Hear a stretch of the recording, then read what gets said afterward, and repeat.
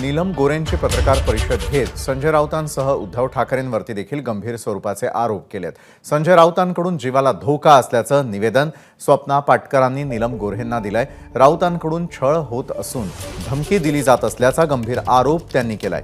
यावरून नीलम गोरेंनी उद्धव ठाकरेंवर टीका केली आहे। उद्धव ठाकरे मुख्यमंत्री असताना या विषयासंदर्भात माहिती दिली, मात्र त्यांनी काहीही केलं नसल्याचा आरोपही नीलम गोरेंनी केलाय।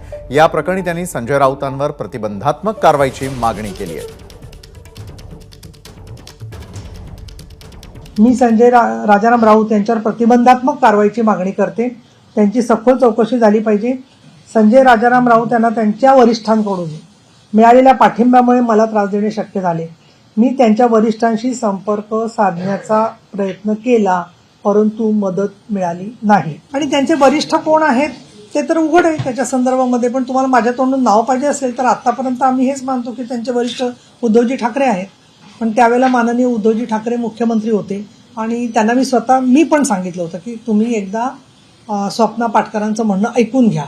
त्याच्यानंतर संजय राऊतांना मी सांगितलं होतं की तुम्ही एकदा त्यांचं म्हणणं ऐकून घ्या। त्याच्यानंतर ते म्हणाले ती तुम्हाला भेटायला आलीच कशी, तुम्ही त्यांना भेटलाच का?